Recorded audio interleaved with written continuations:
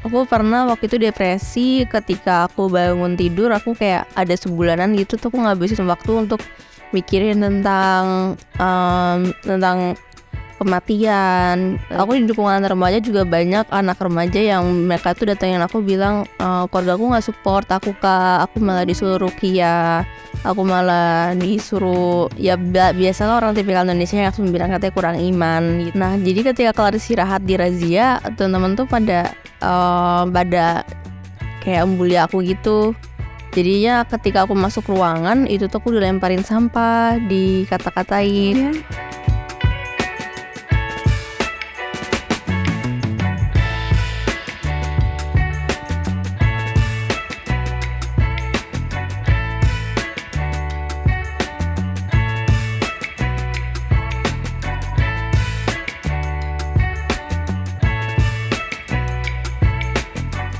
Halo sahabat anak Indonesia, ketemu lagi bareng Nia hanya di teman Nia yang pastinya akan tayang di Aris Merdeka Official. Makanya jangan lupa untuk dukung terus dengan cara like, comment, share, dan subscribe. Serta jangan lupa nyalakan notifikasinya karena banyak kegiatan selain juga program teman Nia, juga banyak kegiatan-kegiatan yang dilakukan Bang Aris dalam melakukan pendampingan atau kegiatan-kegiatan yang berhubungan dengan anak. Nah, sekarang di sebelah Nia sudah ada seorang anak perempuan yang sangat menginspirasi, dan anak ini adalah seorang founder dari dukungan remaja dan survivor major depressive disorder. Keren banget. Siapa di sebelah Nia? Nah ini dia. Hai, kenalan dulu. Aku Fatima Zara. Aku seperti tadi disebut, aku founder dukungan remaja sekaligus survivor major depressive disorder. Oke, keren banget sih sebenarnya. Fatima, sekarang itu selain kamu sebagai founder, kesibukannya apa aja? Paling sekolah sih. Sekolah. Iya, sekolah sama dukungan remaja juga kita punya ada lumayan banyak program yang harus dijalanin gitu. Nah, dukungan remaja ini sendiri sebenarnya bergeraknya itu dalam kegiatan apa aja? Di bidang kesehatan mental remaja. Bidang kesehatan mental remaja. Berarti sudah banyak hal yang Fatima lakuin sama teman-teman. Iya, kita ada peer counselor. Jadi peer counselor itu anak muda, remaja juga, karena teman peer counselor kan sebaya ya. Nah itu anak muda atau teman sebayanya itu dilatih oleh psikolog, konselor atau konsultan untuk nanganin curhatan para remaja gitu. Udah banyak nih yang Fatima tanganin atau teman-teman yang curhat-curhat gitu? Kita baru launching beberapa minggu lalu dan sekarang udah ada sekitar 22 orang yang kita tanganin. Keren. Udah 20 orang yang kamu tanganin. Bukan aku aja tapi bareng-bareng sama tim konselor ya. Itu kasusnya apa yang biasa banyak kamu tangani? Kasusnya biasa sih banyak tentang, ada yang curhat tentang jurusan mereka bingung mau pilih jurusan mana atau mau kuliah di mana. Atau ada juga yang kayak ada beberapa orang juga dia tuh udah terdiagnosis tapi dia cerita aja kayak dia tuh kayak punya permasalahan dan temennya atau tentang keluarganya gitu sih Kak. Oke. Nah, sahabat anak Indonesia, Fatima ini usianya masih 19 tahun. Masih muda, masih sekolah. Apa yang membuat Fatima itu fokus atau mau tentang kesehatan mental bisa terjun langsung, kemudian membuat satu gerakan tadi yang dukungan terhadap remaja gitu? Apa yang membuat Fatimah mau? Yang buat aku mau itu karena aku sebenarnya ini dari berdasarkan kebutuhan aku sendiri, soalnya aku sering ikut grup komunitas kayak mental illness juga, cuman isinya itu orang dewasa. Dan percakapannya itu udah bahas tentang PHK, perceraian, perselingkuhan gitu. Dan itu kan overwhelming ya buat aku buat baca, karena aku gak bisa relate ke mereka gitu. Nah jadinya itu aku pengen bikin satu nih dimana remaja itu bisa saling cerita aja, dimana mereka bisa relate satu sama lain gitu. Nah dan kan salah satu, kalau misalkan semua orang datang ke grup mau curhat berarti harus ada yang nemenin dong gitu. Nggak mungkin semua orang itu dengerin orang curhat aja gitu. Jadi kita peer counselor, kita juga ada yang piket di Discord. Jadi kita pakai aplikasi Discord, itu tuh para remaja bisa curhat, tapi nanti ada yang nanggepin peer counselor kita yang udah dilatih gitu. Oke. Jadi kayak piket gitu. Tapi nggak mengganggu sekolahnya kan? Enggak. Aku sekolahnya homeschooling, jadi Sekolahnya homeschooling. ya fleksibel sih jadinya. Secara waktunya fleksibel. Iya. Nah, kamu awal mulanya sebenarnya tertarik tadi awal bikin komunitas atau gerakan dukungan remaja ini, selain melihat tadi yang kamu sebutkan, ada hal lain lagi nggak? Kayaknya aku ngelihat kayak aku pengen giving back to society ya, karena aku ngerasa terbantu banyak oleh orang di luar sana. Aku tuh kayak cuman pengen ngumpulin orang yang bisa membantu, saling membantu untuk ada support system untuk mereka di luar sana gitu. Soalnya kan aku lumayan privilege, aku kan ada orang tua yang suportif dan keluarga yang suportif, dan masalahnya tuh aku pernah rawat inap dan nemu banyak remaja yang nggak punya sama kayak apa yang aku punya gitu. Jadinya tuh aku mau giving back, kayak aku mau ngasih mereka support system satu untuk mereka. Oke, Fatima pernah berarti mengalami itu pada saat rawat inap? Iya, pengalaman aku dirawat inap, dan itu aku nemu sebenarnya lumayan banyak remaja ya yang dia itu nggak dapat support kayak aku gitu. Malah mungkin ada beberapa anak remaja di luar sana itu yang dia seharusnya dirawat inap tapi nggak dirawat inap karena orang tuanya itu nggak support mereka gitu. Dan aku sendiri ngelihat rawat inap itu bukan hal yang kayak buruk banget gitu. Maksudnya itu sama aja kayak misalnya kita lagi sakit fisik gitu. Nah kalau sakit fisik kita kan kalau misalkan emang dirasa perlu dirawat inap pasti dirawat inap kan. Jadi aku ngerasa kayak sakit mental kalau emang lagi nggak kuat itu kita rawat inap aja, it's okay gitu loh, karena itu keperluan kita dan itu kebutuhan kita gitu. Oke. Kamu sampai dirawat inap kayak gitu, sampai mengalami beberapa kali rawat inap, itu tuh tahu nggak misalnya pemicunya karena apa? Pemicunya itu kayak dari kadang itu fase depresi itu kan datang dan pergi ya gitu. Nah aku itu kadang pemicunya tuh kadang bisa jadi dari teman, bisa juga dari beberapa dari anggota keluarga juga, atau bisa juga tiba-tiba aja sedih gitu. Aku pernah waktu itu depresi ketika aku bangun tidur, aku kayak ada sebulanan gitu tuh aku ngabisin waktu untuk mikirin tentang kematian, mikirin tentang hidup aku gimana gitu. Maksudnya aku pernah di titik terbawah banget gitu tuh pernah gitu. Dan aku cara recovernya dari itu dengan cara ngelakuin tips-tips dari psikiater dan psikolog atau orang yang ngebantuin aku. Buat aku yang paling penting itu tuh ketika kita lagi depresi itu tuh kita ngomong ke orang sekitar kita sih gitu. Kayak misalkan aku pernah depresi dan aku tuh mikir aku tuh beban, aku mikirin akunya itu tuh nggak berguna gitu-gitu, dan aku bilang ke bunda aku, dan bunda aku bilangnya itu banyak kok orang di luar sana yang nggak ngerasa Fatima beban atau Fatima itu gak berguna, banyak kok yang ngerasa, banyak yang mau nolongin kamu gitu. Dan menurut aku tuh kata yang sangat powerful ya, maksudnya banyak yang mau nolongin kamu gitu. Jadi itu kayak cuman perasaan kita aja, ya, benar. takut nyusahin orang lain gitu. Nah Fatima bisa sampai akhirnya tadi dirawat inap kayak gitu, terus ngalamin kayak halusinasi ya jadinya ya? Bukan halusinasi sih, lebih menyakiti diri sendiri. Oh kamu lebih kayak nyakitin diri sendiri sampai sebulan mikirin kematian dan lain-lain itu. Itu ada nggak pengaruh dari lingkungan pertemanan kamu misalnya yang kamu pernah mendapatkan kekerasan atau apa? Enggak sih, alhamdulillahnya enggak. Itu cuman kayaknya emang mungkin transisi ya, dari awalnya sekolah biasa, abis itu homeschooling kan transisi ya.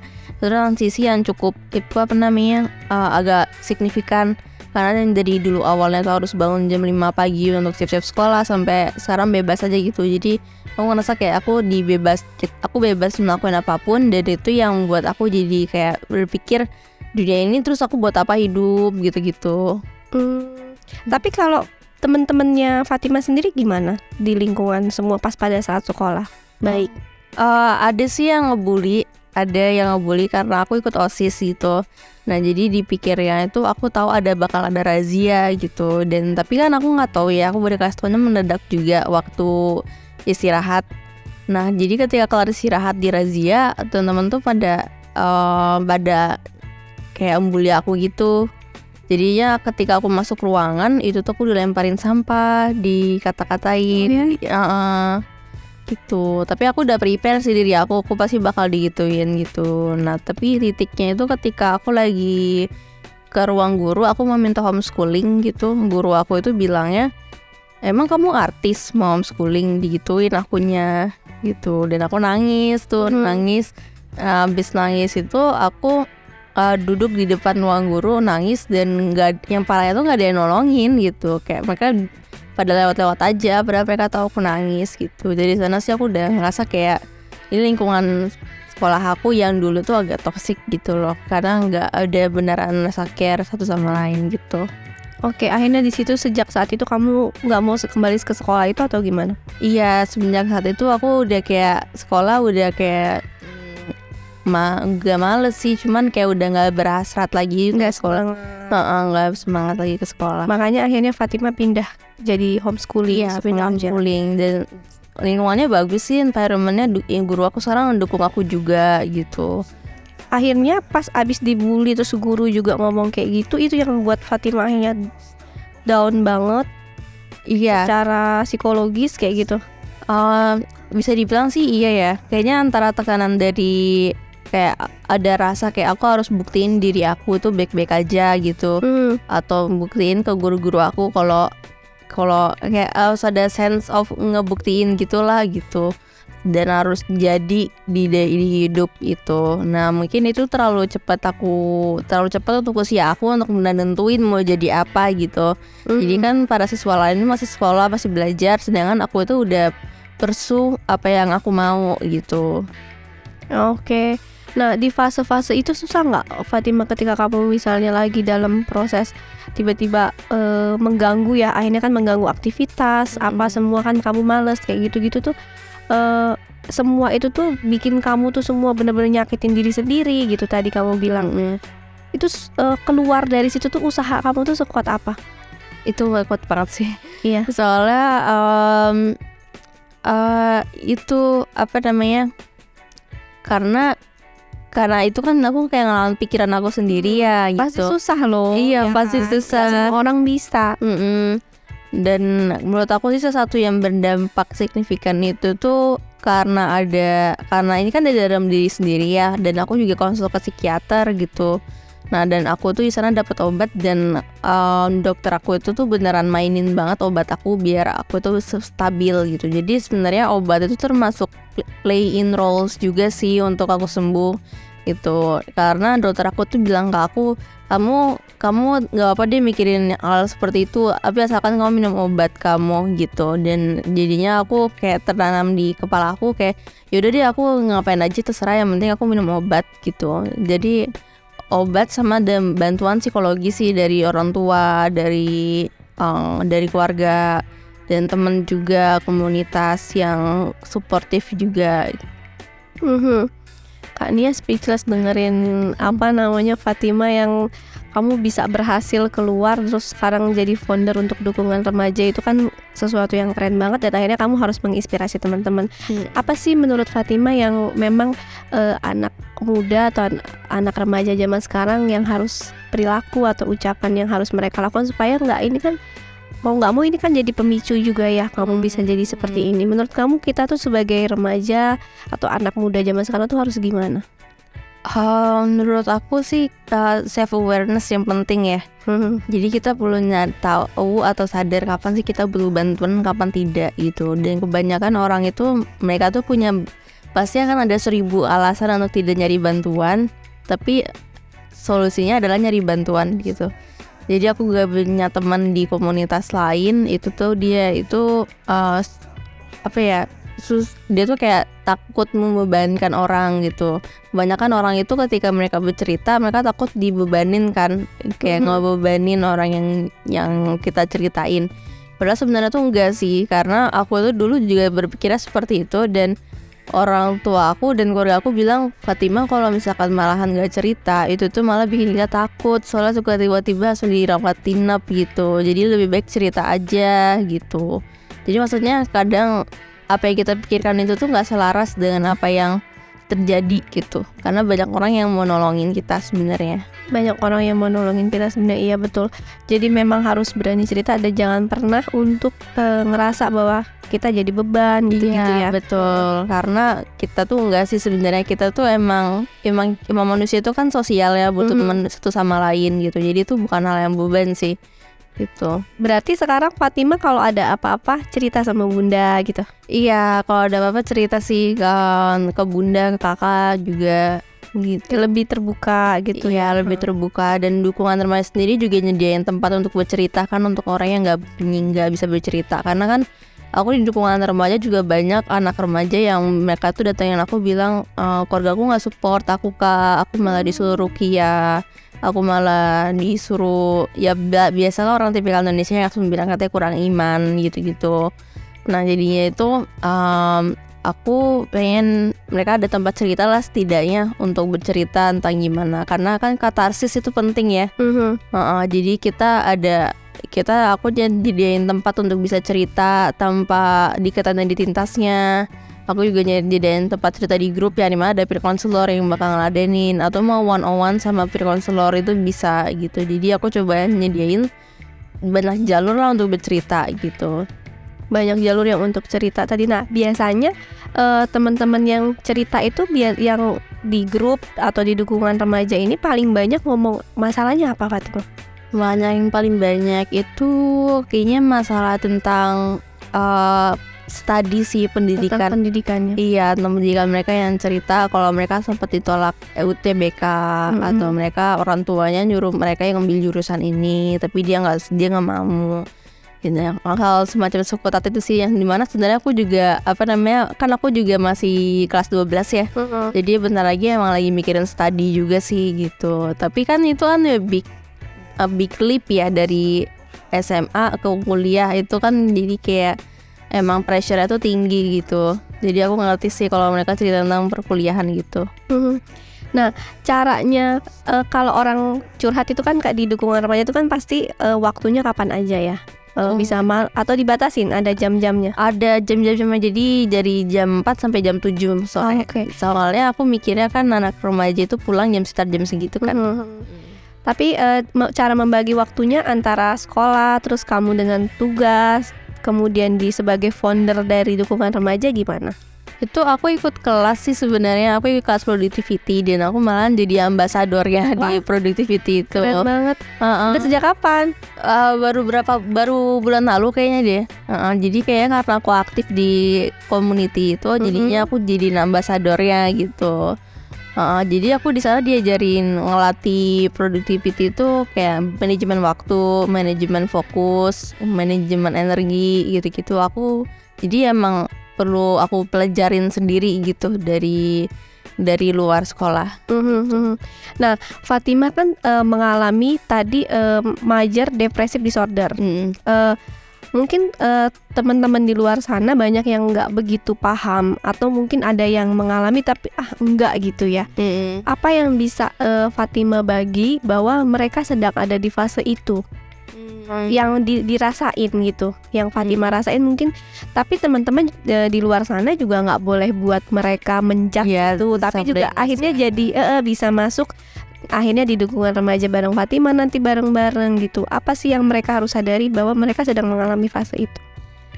Kayaknya sih yang paling gampang itu ketika udah ngerasa dunia itu pointless ya, kayak useless aja gitu hidup di sini. Itu tuh udah tanda udah harus sebenarnya nyari profesional gitu. Tapi itu tuh harus yang berhari-hari gitu, nggak kayak kadang waktunya ada minimal waktu ya. Ada minimal waktunya. Kayak aku ketika depresi tuh pernah aku depresi 6 bulan gitu. Bahkan ketika aku rawat inap aku masih depresi gitu, saking kuatnya depresinya gitu. Jadi tapi semakin cepat semakin baik sih. Dan aku juga, kita pernah bikin webinar dengan psikolog dan dia bilang gak ada takaran kapan harus ke psikolog atau ke psikiater gitu. Kalau kamu ngerasa kamu butuh atau bahkan kepikiran untuk pergi ke psikolog atau psikiater, itu berarti kamu memang udah butuh gitu. Udah ada kesadaran banget dari kita harus datang ke profesional. Iya. Fatima, Nah, apa yang kamu dapatkan kalau ini setelah kamu beberapa waktu ini kamu menjadi founder dari dukungan remaja sendiri, apa yang kamu dapat? Aku dapat banyak insight ya dari teman-teman. Aku bisa ketemu dan teman-teman di luar sana yang struggling juga, dan juga aku nggak bisa ngeliat leadership aku bahkan nanti malah yang bakal nge-coaching dan mentoring para pengurus gitu. Dan gimana menurut aku tuh challenging juga karena usia aku masih muda ya gitu. Jadi aku perlu banyak belajar tentang leadership, manajemen, people management dan sebagainya. Cita-cita kamu apa? Cita-cita aku Kan kamu udah tertarik nih di tentang dunia kesehatan mental, terus bunda juga seorang psikolog, terus ayahnya seorang dokter gitu ya. Nah, itu cita-citanya sendiri kamu apa? Apakah akan jadi psikolog mengikuti bunda juga, atau akan jadi apa sendiri gitu, beda? Aku rencananya pengen jadi konsultan bisnis psikologi ya. Jadi belajar bisnis juga, belajar psikologi juga, tapi beda sama organizational dan worknya psikologi.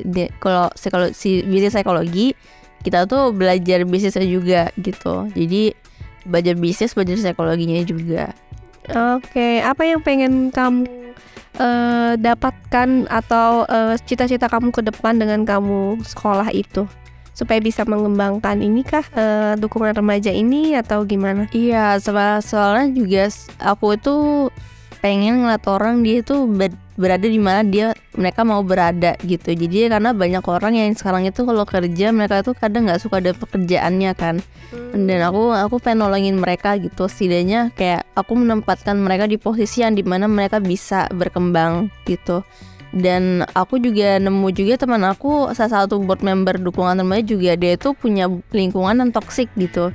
Nah jadi dia tuh punya bipolar, dan dia tuh minum obat kan bikin ngantuk ya. Dan para atasannya tuh pada kayak nggak peduli gitu. Dia bilang itu urusan kamu selesaiin aja sendiri gitu. Jadinya dan aku ngerasa agak heartbreaking. Dan aku kayak teman aku saya bilang semoga lebih banyak leader kayak kamu Fatima gitu, untuk orang-orang yang dimana seharusnya itu mereka itu punya tempat untuk setidaknya aman gitu loh, untuk ngelewatin struggle mereka, jadi nggak struggling sendirian. Dan itu teman kamu sendiri ya? Iya. Banyak di lingkungan kamu juga sebenarnya ngalamin nggak mendapatkan dukungan dari keluarga. Iya, banyak yang nggak dapet dukungan dari keluarga. Entah mereka tahu, entah mereka itu kan butuh sampai ke psikolog atau psikiater, itu kan itu betul courage yang besar banget ya gitu. Jadi aku juga satu visi aku itu aku pengen jadi aku mau nerapin mindful leadership. Mindful leadership itu jadi kayak mindful itu plays role juga di manajemen gitu. Jadi dan menerapkan mindful leadership ini itu kita tuh kan sekarang eranya tuh kan banyak yang terburu-buru ya, saset gitu. Kalau mindful leadership itu dia lebih menekankan bahwa ketika kita bisa mindful itu tuh kita bisa manage lebih baik orang gitu. Jadi kamu juga ngerasa ada kepuasan tersendiri ya ngebantuin temen atau orang-orang di sekitar kamu. Nah, suka dukanya selama ini yang dialami sama Fatima apa aja? Sukanya mungkin aku suka sih ngeliat pertumbuhan gitu dari dukungan remaja yang menurut aku agak signifikan ya, dari aku bangun sendiri gitu. Itu tuh ada intangible benefit buat aku gitu.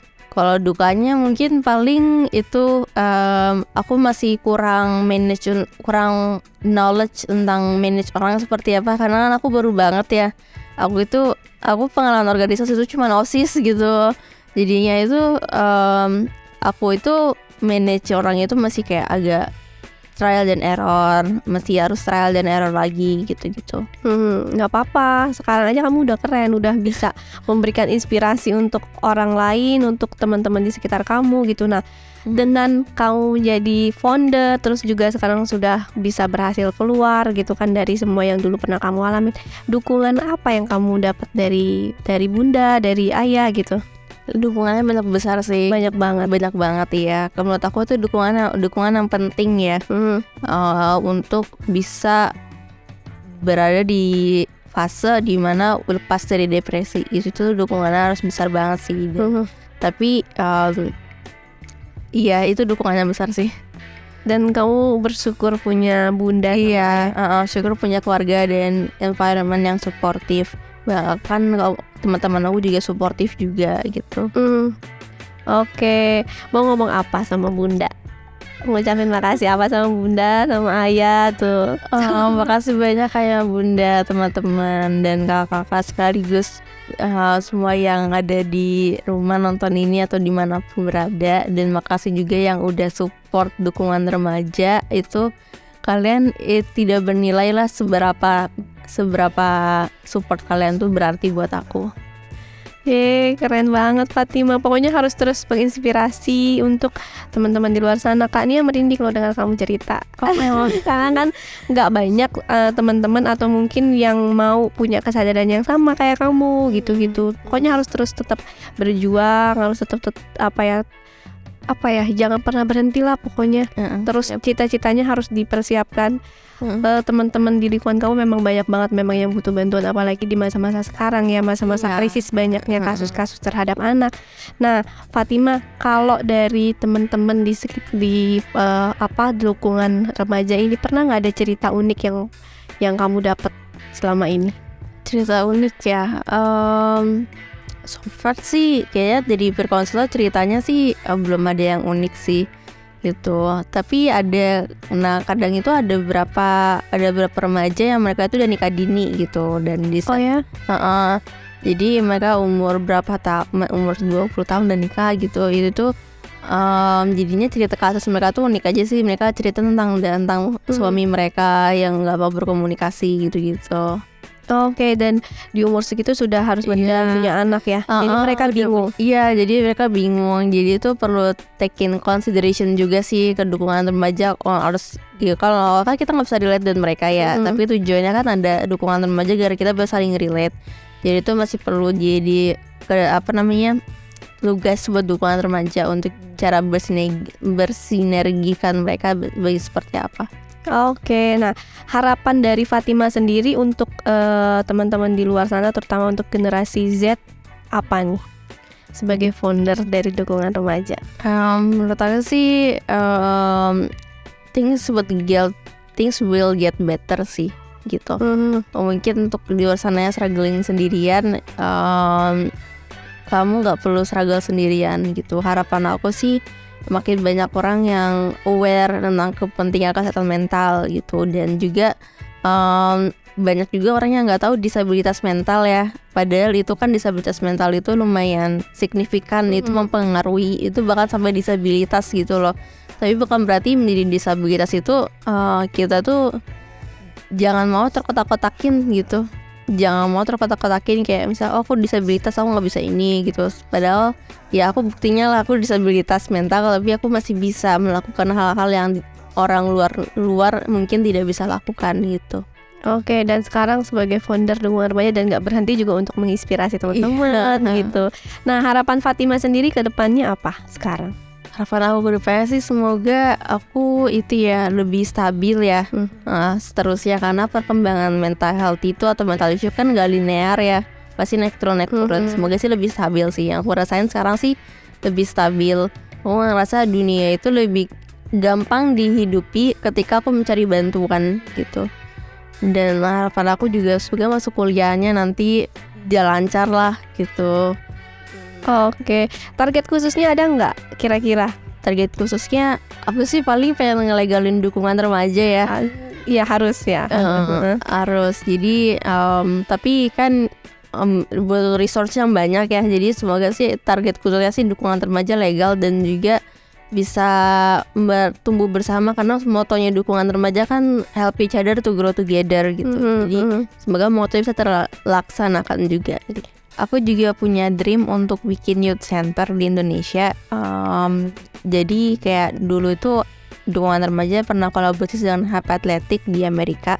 Itu mereka punya youth center itu kayak punya safe house-nya, in-house prevention training. Bahkan jadi aku tuh belajar, kan aku juga exchange student dari Philadelphia ya, Citizen Diplomat Academy Social Innovator. Dia bilang itu kalau kita mau menyampaikan isu kita harus punya common ground, atau jadi punya kesamaan yang sama dengan orang gitu. Jadi agar masuknya itu gampang gitu. Jadi dan Pak Ali ini tuh yang pendiri Hype Athletic ini tuh dia tuh bikinnya melalui olahraga gitu. Jadi dia punya youth centernya sendiri. Nah tapi karena dukungan remaja masih dibiayain mandiri, jadinya itu pasti kayak dream big-nya itu seperti itulah gitu ya. Semoga tersampaikan. Jadi harapan. Iya. Biaya mandiri maksudnya gimana? Biaya mandiri, jadi aku pakai uang sakuku sendiri untuk menutupin operasional dukungan remaja gitu. Kamu pakai uang saku untuk bikin itu? Iya, buat dukungan remaja sekarang masih pakai uang saku aku sendiri. Jadi aku ada family business juga. Sama nanti rencananya dukungan remaja akan ada program Karnesa, Karya Negara Indonesia, di mana kita ngumpulin anak remaja yang dia itu pinter gambar atau suka gambar, nanti dijadiin produk, baru nanti hasilnya bagi dua dan dukungan remaja gitu. Jadi ya jadi portofolio untuk anak remaja, dan juga dukungan remaja dapat ada profitnya juga gitu. Dan semoga nanti dalam waktu dekat juga nggak apa-apa nanti jadi forum dari Tumpunya Kamu Dukungan Remaja dan Psikologi Tanpa Nama kita kolaborasi. Iya bisa Jadi itu. saling memberikan manfaat, terus edukasi untuk teman-teman di luar sana gitu. Oke, Fatimah, Kania, terima kasih banyak ya. Kamu sudah datang. Terima kasih juga. Closing statement untuk teman-teman di luar sana, terutama untuk teman-teman yang memang masih remaja, yang bisa banyak pelajaran yang bisa diambil dari Fatimah. Apa nih? Paling itu sih yang aku bilang, jangan struggle sendiri ya, karena kamu itu penting kok, kamu itu berharga, kamu itu nggak ngebebanin, kamu itu juga banyak yang mau nolongin kamu gitu. Jadi jangan berstruggle sendiri lah gitu. Ada dukungan remaja, juga ada psikolog, psikiater, ada profesional. Dan mungkin dalam journey itu aku juga nyari journey psikiater dan psikolog yang tepat itu susahnya juga minta ampun gitu loh. Dan tapi itu worth it kok gitu. Worth it untuk mencari psikiater atau psikolog yang cocok. Worth it untuk membujuk keluarga untuk percaya bahwa mental health penting. Itu semua tuh worth it kok pada akhirnya. Terima kasih Fatimah. Sahabat anak Indonesia, keren banget tuh tadi abis ngobrol sama Fatimah. Pokoknya sehat-sehat. Kita harus masih terus berkabar nanti, terus juga kalau ada apapun kita harus tetap kontak gitu ya.